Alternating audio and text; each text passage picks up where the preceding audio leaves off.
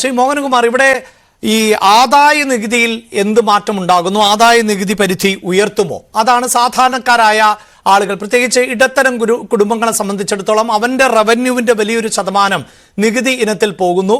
അത് മാറ്റി കിട്ടുന്നുവെങ്കിൽ ആ പണം എന്നത് ഒരു സമ്പാദ്യമായി കരുതാം, അല്ലെങ്കിൽ ആ പണം കൂടി കൂടുതൽ ചെലവഴിക്കാനുള്ള ഒരു ശേഷി ഇടത്തരക്കാർക്ക് ഉണ്ടാകും. അങ്ങനെ ഒരു പക്ഷേ 10 ലക്ഷം വരെ ആക്കിയേക്കാം ഈ ആദായ നികുതി പരിധി എന്ന റിപ്പോർട്ടുകളുണ്ട്. അത് നമുക്കിപ്പോഴും സ്ഥിരീകരിക്കാനാവില്ല. കാരണം ഈ മോദി സർക്കാർ അധികാരത്തിലേറിയതിനു ശേഷം എപ്പോഴും നമ്മളിങ്ങനെ പ്രതീക്ഷിക്കുന്നതാണ് എങ്കിലും പ്രതീക്ഷയ്ക്കൊത്ത് ഉയരുന്ന പ്രഖ്യാപനങ്ങൾ ആദായ നികുതിയിലടക്കം നടത്തിയിട്ടുണ്ടോ എന്ന സംശയം സാമ്പത്തിക മേഖലയിലുള്ളവർ പങ്കുവെക്കുന്നുണ്ട്. താങ്കളുടെ ഒരു നിരീക്ഷണം എന്താണ്? ആദായ നികുതി സ്ലാബിൽ വരുത്തുന്ന മാറ്റങ്ങൾ അത് ഇന്ത്യൻ വിപണിയെ സംബന്ധിച്ചിടത്തോളം അല്ലെങ്കിൽ ഇന്ത്യയുടെ സമ്പദ്ഘടനയെ സംബന്ധിച്ചിടത്തോളം എത്രത്തോളം പ്രധാനപ്പെട്ടതാണ്? നോക്കൂ, ഇന്നിപ്പോ ഇന്ത്യയുടെ കഴിഞ്ഞ ഒരു വർഷത്തെ സാമ്പത്തിക അവലോകന റിപ്പോർട്ട് ബഹുമാനപ്പെട്ട ധനകാര്യ നമ്മുടെ ഫൈനാൻസ് മിനിസ്റ്റർ പാർലമെന്റിൽ വച്ചിട്ടുണ്ട്. ആ റിപ്പോർട്ടിൽ പറയുന്ന കാര്യങ്ങൾ അനുസരിച്ച് നമ്മൾ അത് വിശ്വസിച്ച് അത് ശരിയാണെന്ന് വിശ്വസിച്ചാൽ നമുക്ക് മനസ്സിലാകുന്നത് ഇന്ത്യ എന്ന് പറയുന്നത് വളരെ ദുർബലമായ ഒരു സാമ്പത്തിക അവസ്ഥയിൽ നിൽക്കുന്ന ഒരു കാലഘട്ടമാണ്. പ്രത്യേകിച്ചും ഇന്ത്യയിലെ മാനുഫാക്ചറിംഗ് സെക്ടറിന്റെ വളർച്ചാ നിരക്ക് 4% താഴെ നിൽക്കുകയാണ്. രണ്ടാമത് ഇന്ത്യയിലെ GDP-യുടെ നമ്മുടെ ആഭ്യന്തര ഉൽപാദനത്തിന്റെ വളർച്ചാ നിരക്ക് 6.4% ആവുമെന്ന് പ്രതീക്ഷിക്കുന്നുണ്ടെങ്കിലും അത് 5%-നും 5.5%-നും ഇടയിലെ നിൽക്കുമെന്നുള്ളതാണ് ഇന്ത്യയിലെ പ്രധാനപ്പെട്ട എല്ലാ സാമ്പത്തിക വിദഗ്ധരും ഇതിനകം അഭിപ്രായപ്പെട്ടിരിക്കുന്നത്.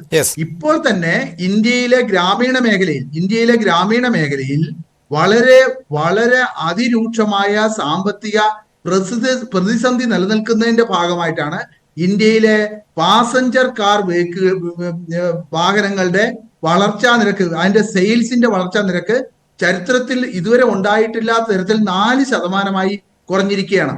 ഫാസ്റ്റ് മൂവിംഗ് കൺസ്യൂമർ ഗുഡ്സ്, അതായത് TV, ഫ്രിഡ്ജ് അങ്ങനെയുള്ള വൈറ്റ് ഗുഡ്സിന്റെ വളർച്ച, സെയിൽസ് ഗണ്യമായി കുറഞ്ഞു എന്നാണ് കാണിക്കുന്നത്. ഇത് ഒരു ഭാഗത്ത്. മറ്റൊരു ഭാഗത്ത് പറയുന്നത് ഇന്ത്യയുടെ കാർഷിക മേഖല 3.5% വളർച്ചാ നിരക്ക് ഉണ്ടാക്കിയത് കൊണ്ട് മാത്രമാണ് 5.5% സാമ്പത്തിക വളർച്ച 2024-25 നിർത്താൻ കഴിയുമെന്ന് പറയുന്നത്. അതിനുള്ള കാരണം സർക്കാരിന്റെ പ്രധാനപ്പെട്ട ഇടപെടലുകളൊന്നും കൊണ്ടല്ല.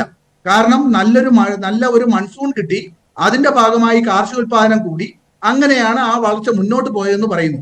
പക്ഷേ ഇവിടെ റിസർവ് ബാങ്ക് പുറപ്പെടുവിച്ച ഒരു പ്രധാനപ്പെട്ട കണക്ക് നമ്മുടെ മുന്നിൽ ഇപ്പോ ലേറ്റസ്റ്റ് ആയിട്ട് വന്നിട്ടുണ്ട്.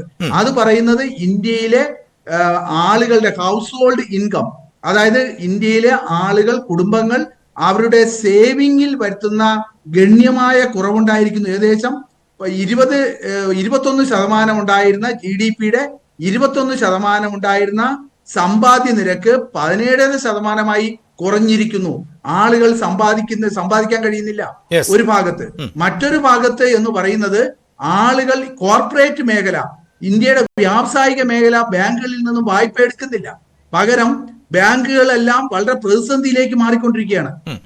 ബാങ്കുകൾ പ്രതിസന്ധിയിലേക്ക് മാറുന്നത് ഒഴിവാക്കാൻ വേണ്ടി അവരുടെ ലാഭവിഹിതം കുറയുന്നു എന്ന് കണ്ടപ്പോൾ അവർ വ്യക്തികൾക്ക് ക്രെഡിറ്റ് കാർഡുകൾ ഇഷ്യൂ ചെയ്ത് കൂടുതൽ വായ്പ കൊടുക്കാൻ ശ്രമിക്കുകയാണ്.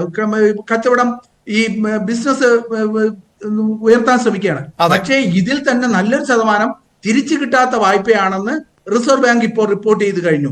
ഹൗസ് ഹോൾഡ് ആളുകൾ വായ്പ എടുത്താണ് ഇപ്പം ജീവിക്കുന്നത്. ഈ ഒരു കാലഘട്ടം കാണിക്കുന്നത് ഇപ്പൊ തന്നെ ഇന്ത്യയിലെ സാമ്പത്തിക അസമത്വം അങ്ങേയറ്റം അതിന്റെ ചരിത്രത്തിൽ ഇല്ലാത്ത രീതി, അതായത് അടുത്ത കാലത്ത് ഈ ഇന്നിക്വാലിറ്റി ലാബ് എന്ന് പറയുന്ന വേൾഡ് ഇന്നിക്വാലിറ്റി ലാബ്, ലോകത്തിലുള്ള രാജ്യങ്ങളുടെ സാമ്പത്തിക അസമത്വത്തെ കുറിച്ച് പഠിക്കുന്ന സംഘടന പറഞ്ഞിരിക്കുന്നത് 1940 സ്വാതന്ത്ര്യ ലബ്ധിക്ക് ഉണ്ടായിരുന്നപ്പോൾ ഇന്ത്യയിലുണ്ടായിരുന്ന വരുമാനത്തിലെ അസമത്വത്തെക്കാൾ കൂടുതലാണ് ഇന്ത്യയിൽ ഇപ്പോൾ നിലനിൽക്കുന്ന അസമത്വം എന്നാണ്. അത്തരത്തിലുള്ള സാമ്പത്തിക അസമത്വം നിലനിൽക്കുമ്പോൾ ഒരു കാരണവശാലും ഇൻകം ടാക്സിൽ നമ്മൾ ഇന്ത്യന്റെ സ്ലാബിൽ വ്യത്യാസം വരുത്തുന്നത് ഒരു ചെറിയൊരു വിഭാഗത്തിന്, ഇൻകം ടാക്സ് കൊടുക്കുന്ന ഒരു വിഭാഗത്തിനെ സന്തോഷിപ്പിക്കുമെങ്കിലും അത് ഇന്ത്യയിൽ ഉണ്ടാകുന്ന അസമത്വത്തെ വളരെയധികം വർദ്ധിപ്പിക്കും എന്നുള്ളതാണ്. മാത്രമല്ല അതുകൊണ്ട് ഇന്ത്യൻ സമ്പദ് വ്യവസ്ഥ ഒരു രീതിയിലും മെച്ചപ്പെടാൻ പോകുന്നില്ല. ഇന്ത്യൻ സമ്പദ് വ്യവസ്ഥ ഇന്ന് നേരിടുന്ന അടിസ്ഥാന പ്രശ്നം എന്ന് പറയുന്നത് ഇന്ത്യയിലെ ആളുകൾക്ക് തൊഴിൽ ലഭിക്കുന്നില്ല. ഈ ഇന്നത്തെ സർവേ, എക്കണോമിക് സർവേ പറയുന്നത് 92 കോടി 142 കോടി ജനങ്ങളിൽ 92 കോടി ജനങ്ങൾ ഇപ്പോൾ തൊഴിൽ കമ്പോളത്തിൽ വരികയാണ്. ഇവർക്ക് തൊഴിൽ കൊടുക്കണമെങ്കിൽ ഏറ്റവും കുറഞ്ഞത് 75 ലക്ഷം തൊഴിൽ ദിനങ്ങൾ ഒരു ദിവസം ഒരു വർഷത്തിൽ ഉണ്ടാവണം.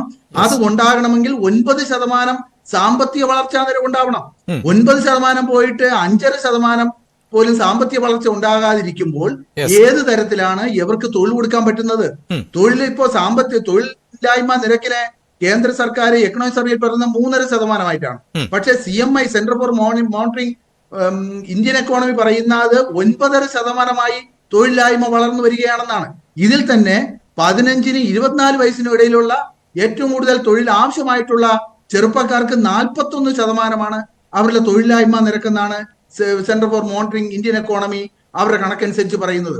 ഒരു ഭാഗത്ത് അതിരൂക്ഷമായി തൊഴിലില്ലായ്മ വളരുന്നു, മറുഭാഗത്ത് കാർഷിക മേഖലയിൽ ആശ്രയിക്കുന്ന സ്ത്രീകളുടെ എണ്ണം ഗണ്യമായി കൂടുന്നു. ഇനിയിപ്പോ നമ്മൾ ഇൻകം ടാക്സിന്റെ കാര്യം തന്നെ എടുത്താൽ ഒരുപക്ഷെ സംഭവിക്കാം.